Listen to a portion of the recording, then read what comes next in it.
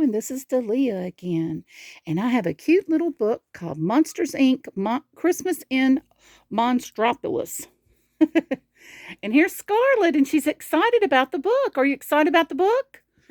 Okay, and this is another book that came from the Advent calendar. This is book 23, Christmas in Monstropolis. I guess that's how you say it. I don't know. That's a big word, isn't it, Scarlett? Okay, here we go. Mike Wazowski was Monsters, Inc.'s top laugh collector. But one day he had other things on his mind besides work. Mike walked through the busy streets of Monstropolis.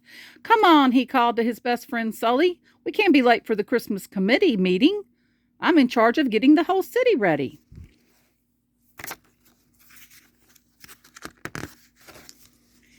Mike had big plans. He pictured Monstropolis glowing from top to bottom. And to cap it off, he planned to set up a huge Christmas tree in the center of the city. "We'll have a special tree lighting ceremony on Christmas Eve," he told his team, with a camera crew there to broadcast the event live. Sully nervously looked over Mike's plans. "This is going to take a lot of laugh power, Mikey," he said. "I'm not sure," but Mike was determined. "People will be talking about the great job the Christmas committee did for years," he explained. Look at his little hat. Before long, teams of monsters had spread across the city, hanging lights and putting up decorations. "Maybe we can skip some of these lights," Sully said. To save energy." "Skip lights?" Mike asked. "No, we need more lights. Smitty, Needleman," he shouted to two nearby monsters. "Double the lights in the city dump."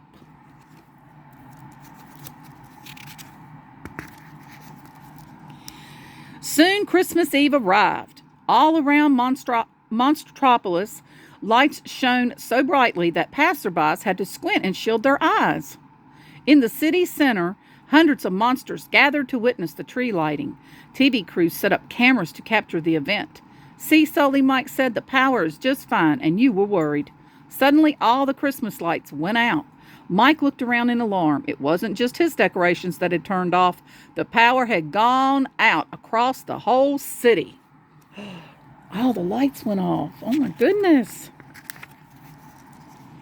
"What's going on, Wazowski?" one monster yelled angrily.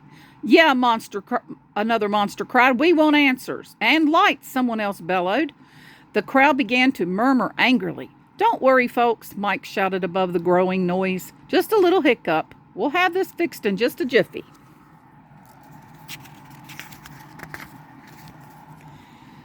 Sully turned to Mike. "The factory is closed for the holidays," he whispered. "Everyone's out of town. How exactly are we going to generate enough power?" "We're going to need to get some substitute laugh collectors," Mike said. He scanned the crowd for familiar faces. "Okay, let's see. Who looks funny?" His gaze settled on Smitty and Needleman. "Hey, you two," he called. "Come over here." Sully and Mike quickly ushered their new laugh collectors to Monsters, Inc. It was up to the four of them to turn the city's power back on.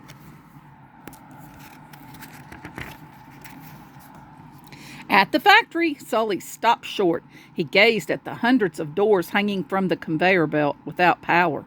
Sully would need to pull them into place himself.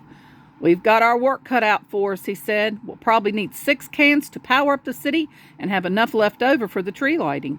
And we've got about an hour to pull it off." Smitty and Needleman looked nervous. "Well, what can we do, Mr. Wazowski?" Needleman asked, his voice shaking.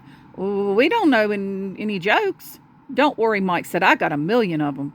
He quickly scribbled down some jokes and handed them to the monsters. "And remember, it's all in the delivery."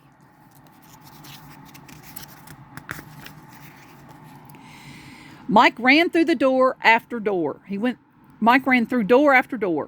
"What's a monster's favorite Christmas carol?" he asked a girl. "Jingle yells."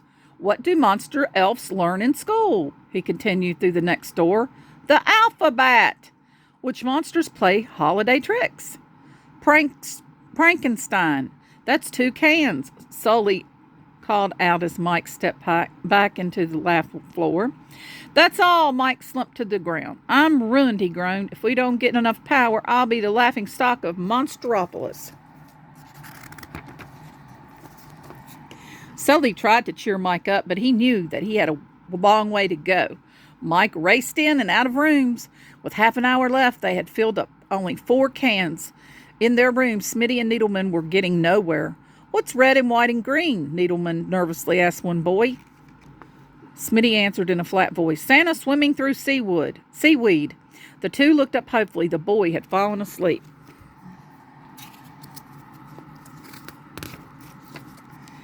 "You stink," Smitty said as he and Needleman went through another door. "I stink?" Needleman's voice rose, waking the girl whose room they had entered. Needleman gave Smitty a little push. "You're the one who smells." Smitty tried to push Needleman back, but Needleman stepped aside quickly, and Smitty tumbled to the floor. The girl howled with laughter. "I don't know what you did in there, but it worked," Sully said when the two were back on the laugh floor. "You filled a half of a can." The new laugh collectors headed through another door. Mike and Sully heard thumps and crashes and laughter.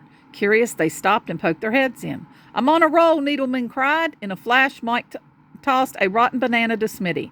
"Or maybe you're on a banana peel," Smitty said, gulping down the banana and throwing the peel. Needleman stepped on it and slid across the floor. The boy laughed so hard he filled an entire can. See, they're trying to turn the power back on. "One more to go," Sully said, "and we've only got 5 minutes left." "Good thing I saved the best for last," Mike said, hurrying through the nearest door. "What's red and hairy, has 8 legs, and guides Santa's sleigh?" he asked a group of cousins. "Rudolph the Red-Nosed Spider." The room shook with laughter. 6 cans, Sully called. "Let's hope it's enough. Tree lighting, here we come." The 4 monsters raced through the streets. The lights had come back on in the city. But what about the Christmas tree? Had they collected enough laughs to light that too?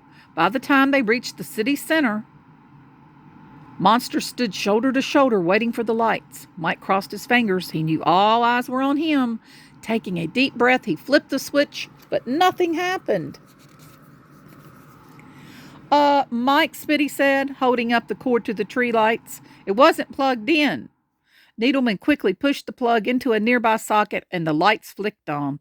Everyone gasped in wonder. "You did it, Mike," Sully said. Mike shook his head. "You mean we did it?" Then he pulled Smitty and Needleman up to face the cheering crowd. "Merry Christmas, Monstropolis," they all shouted. Yay! So they did get the lights back on. That's a cute little book. Hope y'all enjoyed it. There will be more soon. Have a good day.